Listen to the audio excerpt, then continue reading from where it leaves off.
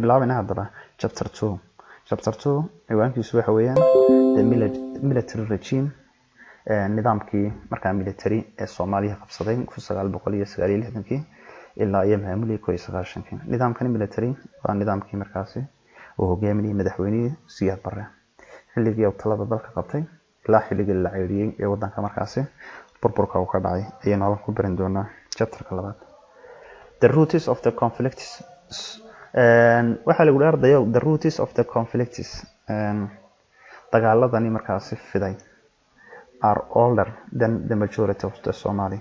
dagaaladani fiday ee markaasi dabada dheeraade ee dhammaan dhulka Soomaalida oo dhan markaasi ilaa waqti xaadirkan ka jira waxaa soo ibaa lagu yiri wan Maxamed Siyaad Barre oo fatrow markii Maxamed Siyaad waxaa soo ibaa lagu leeyahay dagaaladani fiday ee dabada dheeraaday ee dhammaan dhulka Soomaalida ka dhanka socda horeyna uga dhacay waxaa soobay wan Maxamed Siyaad Barre oo fatrow madaxweynihii Soomaaliya markii uu afkambiyay and the 9-year-old Somali Republic Democratic Government Jamhuuriyadda Soomaaliya ee dimuqraadiga ahayd ee 9 sano jirtay dawladii 9 sano jirtay markii Maxamed Siyaad Barre uu afkambiyay ayay markaa dhibaatooyinkan haddana jira ay markaasi ay bilaameen balaguuna.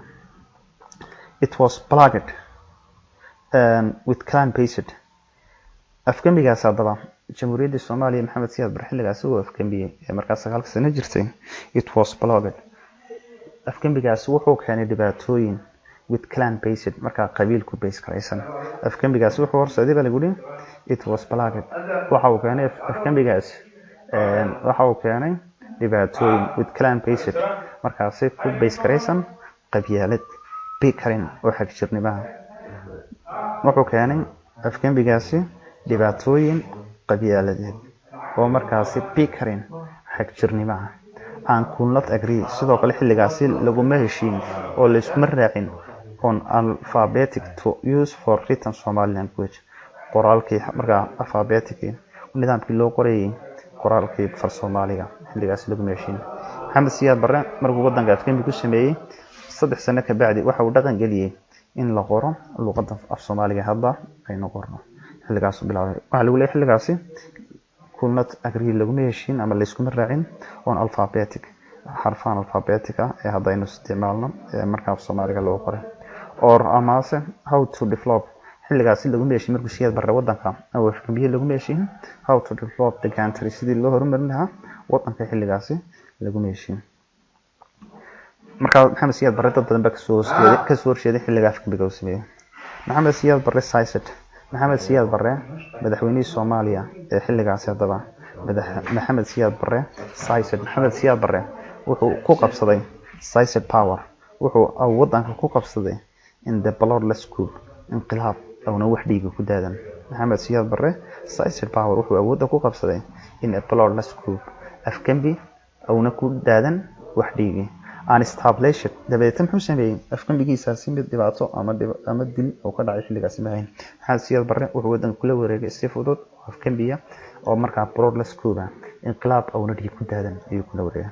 Aan established military junta dabeetana Maxamed Siyaad Barre wuxuu aasaasay military junta dawlad military called taasoo lagu magacaabayay the Supreme Revolutionary Council qolihii kacaanka sare ee Soomaaliya. dabeetana Maxamed Siyaad Barre wuxuu aasaasay the Supreme Revolutionary Council qolihii kacaanka ee markaasi guddigii kulaaka sare ee kacaanka ayuu sameeyay. Maxamed Siyaad Barre xilligan wuxuu sameeyay 5 markaasi xubnood oo loo yaqaanay qolihii kacaanka guddigii kulaaka sare ee kacaanka ee Soomaaliya ayuu sameeyay. haddaba waxa lagu yiraahdo nidaamka military Maxamed Siyaad Barre wuxuu wadanka qabsaday 21 Oktoobar 1969 ayuu qabsaday waxa uu wadanka maamulayay ilaa 1991 bishii January waxa wadanka laga ceyriyay Maxamed Siyaad Barre January 26 meelahaas ayuu waxa laga ceyriyay bishii koobaad 26 ayuu Siyaad Barre wadanka ka baxay. muddada inta la maamulayay Siyaad Barre waxa loo qiyaasaa muddada Soomaaliya ka talinay in ay ahayd muddo 22 sanadood ay ahayd. haddaba 47 years 7 sanadood ugu horeysay of his dictatorship dawladdaasi haddaba kaliya taliska ahayd 7 sano ugu horeysay many people were willing dadka intooda badan kama aysan filayn waxay rajeynayeen to bat up with his harsh military dictatorship. Waxay filayeen oo rajeynayeen to bat up in la sameeyo in markaasi with harsh military dictatorship.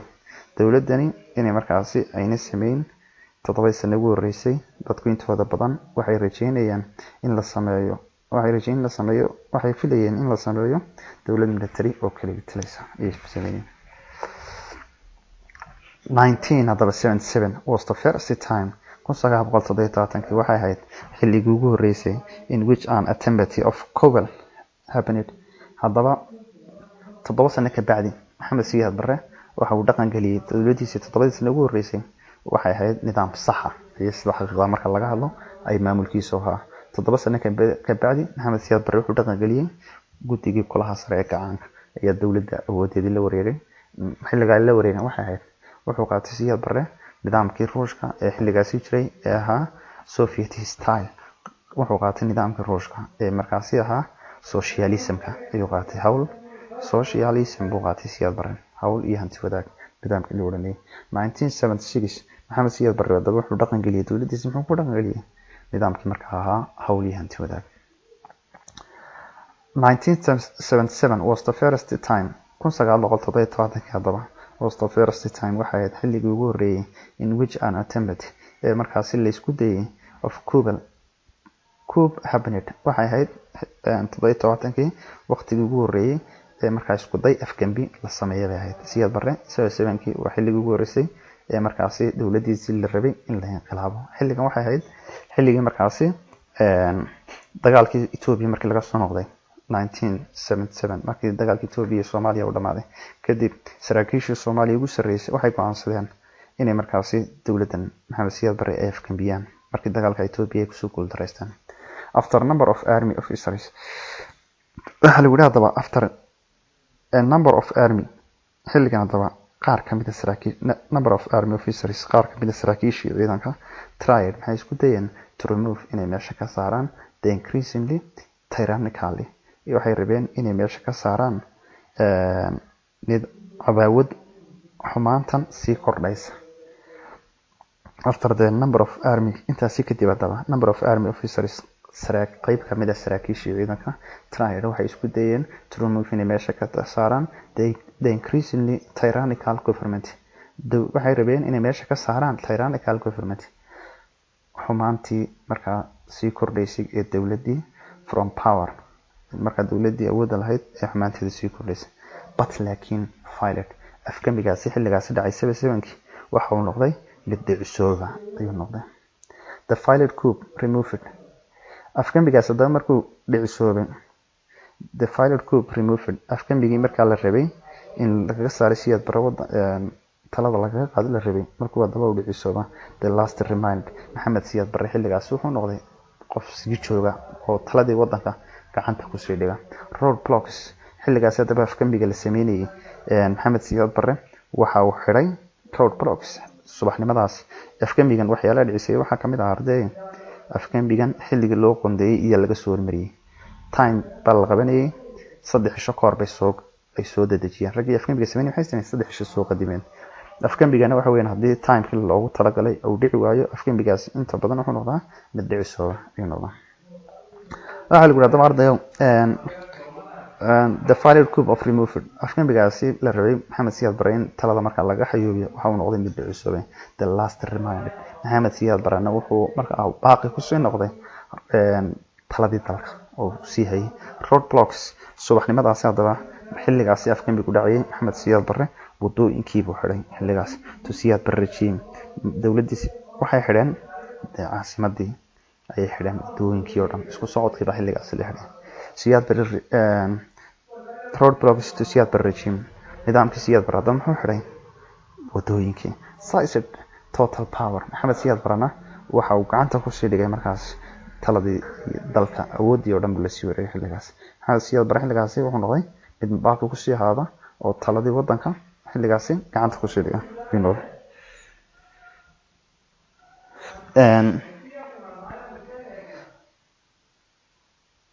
haddaba halkan ku sii xigay saartay how did the military coup of Somalia occurred bal waxaynu eegaynaa how did the military coup of Somalia sidii ugu dhacay military afkambigii military ee dowladda Soomaaliya 1969 bishii October sida uu dhacayna wadanka sidoo ku qabsaday madaxweynihii Soomaaliya ee Maxamed Siyaad Barre. During the absence on visit overseas xilligan hadaba during the absence waxa xilligan afkambigu dhacay hadaba the absence on visit overseas Prime Minister Cigaal Maxamed Xaaji Ibrahim Cigaal wuxuu ahaa mid safar ku maqan wuxuu ku habsaamay xilligan Maxamed Xaaji Ibrahim Cigaal safar aw dalka dibadiisa ku maqnaa ayuu ku habsaamay. Afkambiga ra'iisul wasaaraha Soomaaliya waxa uu ku maqnaa wadanku ka maqnaa marka wuxuu ku maqnaa waxa la sheegay in South Africa xilligan joogay ra'iisul wasaaraha markaasi Siyaad Barre Maxamed Xaaji Ibrahim Cigaal. xilligan madaxweynaha wadanka waxa ka hadlay afkambinay Cabdirashiid Cali Sharmaake 69 bayd. Cabdirashiid Cali Sharmaake wuxuu talada qabtay 1960 ayuu noqday madaxweynaha Soomaaliya 2 sano isagoo talada haya iyo la afkambiyay madaxweynahaas. ra'iisul wasaarihiisuna wuxuu ahaa Maxamed Xaaji Ibrahim Cigaal. On 15 October 15 bishii October 1969 while visiting drought xilligan while visiting waxa uu booqday drought striking region abaar ku dhacday gobolka Sool gaar ahaan magaalada Laascaanood ayuu booqday. madaxweynihii Soomaaliya xilligan wuxuu booqday abaar ka jirtay gobolka Sool gaar ahaan magaalada Laascaanood district degmada Laascaanood buu booqday in the northern of the republic degmada Laascaanood ee markaa gobolada waqooyi ka mid ahayd ayuu xilligan booqday. The Republic President madaxweyne markaasi Jamhuuriyadda Soomaaliya ee Cabdirashiid Cali Sharmaake xilligan wuxuu booqday abaar ku dhufatay gobolka Sool gaar ahaan magaalada Laascaanood ayuu tagay. Maxamed Xaaji Ibrahim Cigaalna wuxuu ahaa mid ka maqan wadanka oo dalka dibadiisa ku maqan. Haddaba Cabdirashiid Cali Sharmaake was shot died subaxnimadaas waa la tooganayaa isagoo jooga magaalada Laascaanood ayaa la toogtaa was shot died by one of his police guard waxaana xilligaasi toogashadaasi ku dilay mid kamid ah saraakiisha ciidamadiisa isaga ilaalada loo ahaa. nin kamid ah askartii ilaalinayay ayaa waxa uu toogtay xilligaasi madaxweynihii Soomaaliya isagoo ku toogtay magaalada Laascaanood. Army officers who had been closely xilligan hadaba saraakiishii ciidanku ayuu xilligan la tooganay madaxweynuhu saraakiishii ciidanka ayuu had been closely watching ayuu markaas salaan u ka qaadanayay and developed decided to act wuxuu rabay xilligan isagoo markaasi horumarkii ciidamada ama saraakiishii ciidanka iyagoo markaasi isku yimiday oo markaasi salaan sharaf siinay madaxweynaha ayaa xilligan la tooganaya madaxweynaha waxaan lagu doogtaa magaalada Laascaanood waxaana tooganaya nin kamid ah ciidamadii ilaalinayay. ninka toogtay xilligaasi isla meeshaas isagan lagu toogtay si aan raadkii dicidi ka dambeysay ninka wax dilay hadii la qaban lahaa oo laga waramin lahaa waxa uu sheegay lahaa ninkan sababta uu dilay cid ka dambeysay in madaxweynaha la dilo. isla waqtigaas maxaa la sameeyay markuu ninka uu toogtay madaxweynaha isla isagana meeshii lagu dilay xilligaas si markaa hawshu way u soo afjaranto. waxaa dhacay daba xilligaas waxay ahayd 15 bishii October baa lixisha ka bacdi buu Siyaad Barre afkambiga sameynaya in early hours of 21 October hadaba subaxnimadii hore saacadii hore markay ahayd 21 bishii October maalintaas 21 bishii ahayd the army occupied ciidamadii Soomaaliya dhammaantood waxay degeen key points through the capital dariiqadii muhiimka ah ee magaalada Muqdisho dhan ayay xidhan 21 October dadku waxay ku waabreysteen subaxnimadaas maxay ku waabreysteen the army occupied ciidamadii dawladda Soomaaliya oo la dhoobay oo degan key points through the capital dariiqadii muhiimka ah ee caasimadda Soomaaliya dhan iyo ciidankii la wada dhigay subaxnimadaas dadkuna maxay ku wareereen waaba bariyay bilicsan arooriye baxsan maalin boqoran oo la wada qaadayo oo markaas samiicado caasimadii laga wada shiday. xilligaas hadaba members of the government xubnihii dawladda markaasi ku jiray aan other leading xubnihii dawladdii markaa Cabdirashiid Cali Sharmaake ku jiray ee muhiimka ah aan other leading politicians iyo siyaasiyiintii kale markaa hogaaminaysay dawladdii xilligaas Cabdirashiid Cali Sharmaake and personalities were placed iyo shakhsiyaadkii markaa siyaasiyiinta ahaa xilligaas were placed in detention xilligaas waa la wada xiray raggii markaa siyaasiyiintii haldoorka ahaa wadanka hogaaminayay iyo sidoo kale xubnii markaa dowladii Cabdirashiid Cali Sharmaake ku jiro dhan waa la wada xidhay halkaas. Example tusaale ahaan ragga la xidhay waxaa kamid ahaa General Maxamed Abshir under house arrested. ninkaas maxaa lagu sameeyay xilligan xabsi gurigiisa xilligaas lagu gaar laga qabtay. saraakiishii markaa Soomaaliya ugu sarreeyay ee dowladda Cabdirashiid Cali Sharmaake la shaqeynayay dhan xilligaas xabsi baa lagu taxaabay. ninkastana gurigiisa markaa intooda badan waxaa dhacday xilligaas sidoo kale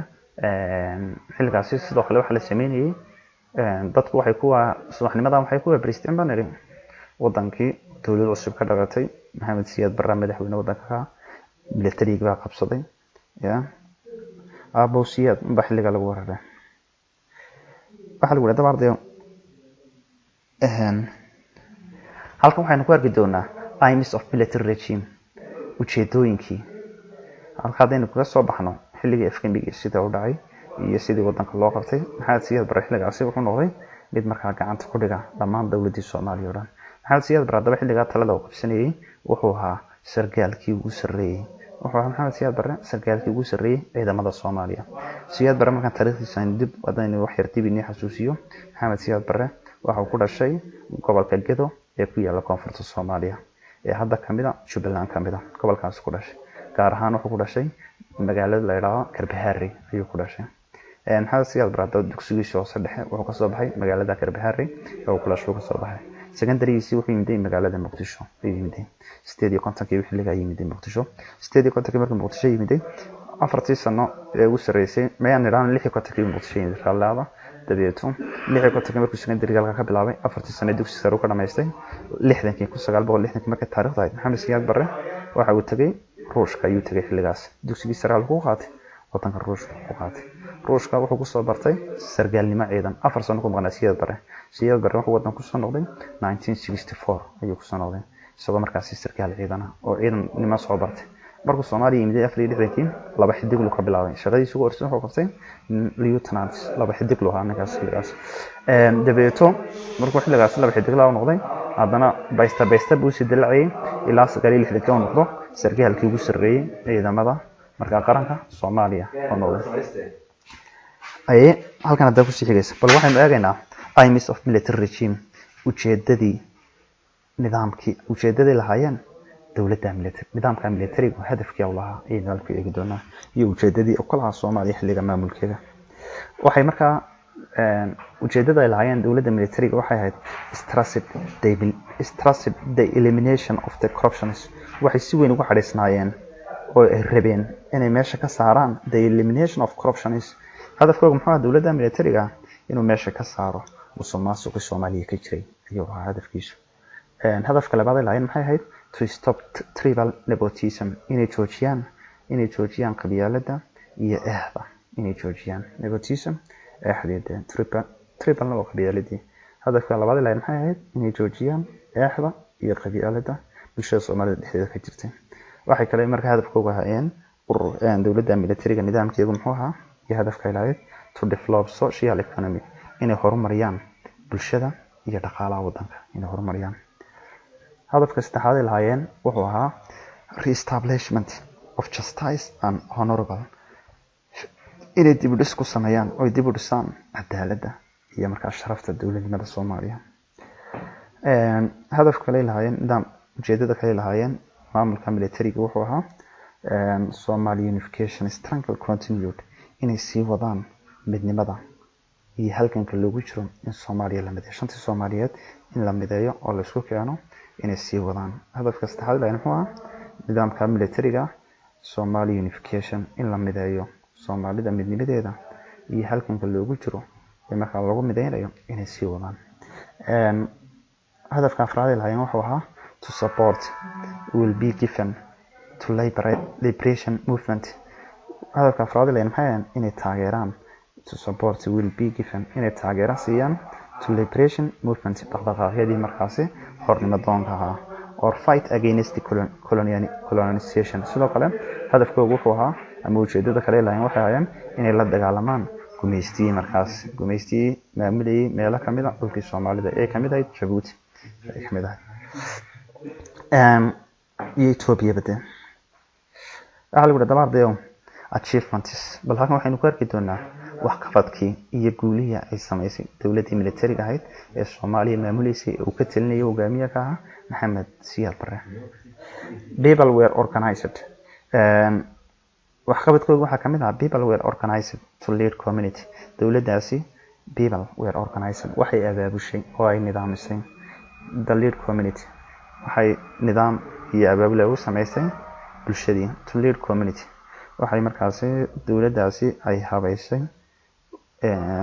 way markaa hoggaan u noqotay bulshadii development project. sidoo kale waxay fuliyeen mashaariic fara badan ayay sameeyeen. wax qabadka ugu labaad kale waxaa kamid ah establishing large scale public works. waxay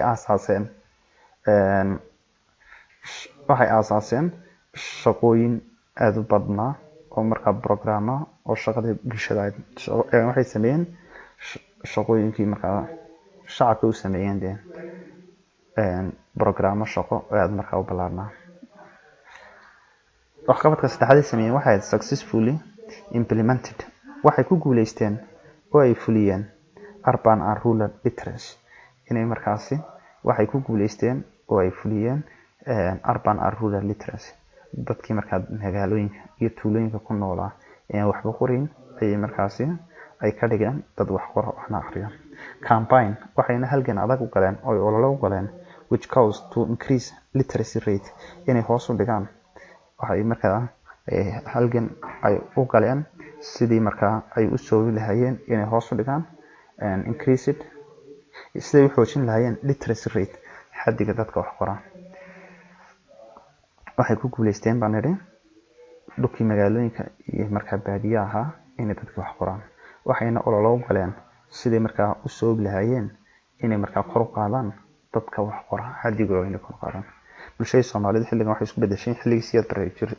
dawladda Siyaad Barre bulshada waxay noqotay dad wax qora waxna akhriya. wax qabadadiis markaa ugu fiicneyd xukuumadii markaa hogaaminayay madaxweynihii Soomaaliya ee markaasi Maxamed Siyaad Barre. wax qabadka afraad ee ugu dambeeya ee dawladdaas Maxamed Siyaad Barre ay gaadhay waxaa kamid ahaa regime government set up several farms. nidaamkii dawladdaas set up several farms waxay markaa ay sameeyeen beero kala duwan. wax qabadka waxaa kamid ah dawladdaas maxay sameysay beero fara badan factories iyo warshado of mass production iyo wax soo saarka. waxayna markaa ay kordhiyeen wax soo saarka such as maize, sugar cane.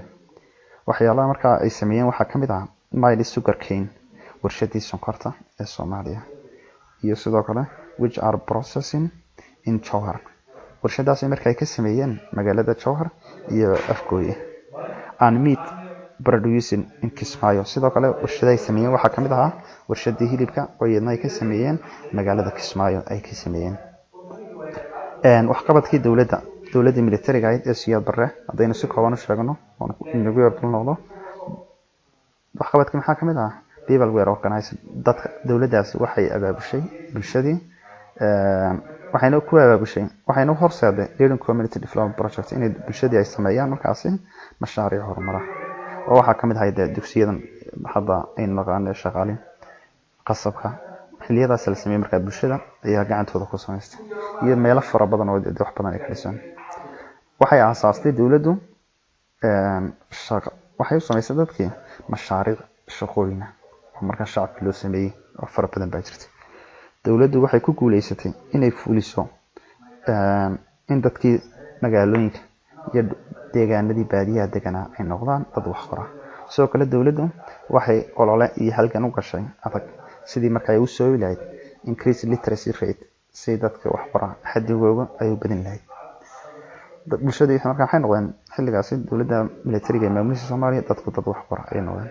xilligii hore dadku waxay qori jireen oo daf Soomaaliga qoreen dawladdaas. regime government dawladdaas nidaamkaasi dawladdii waxay dhaqan gelisay oo ay sameysay several farms dhul beereed markaa aad u badnaa oo kala duwanaa iyo sidoo kale waxay dalkii Soomaaliya ka dhaqan gelisay warshado mass production. sidoo kale dawladdaas waxay kor u qaaday wax soo saarka beeraha.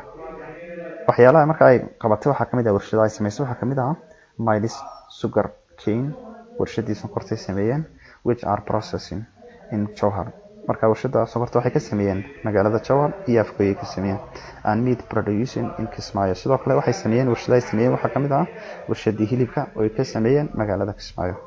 haddii la yiraahdo arday maanta waxaynu ku joojin doonaa barta cashirkeena.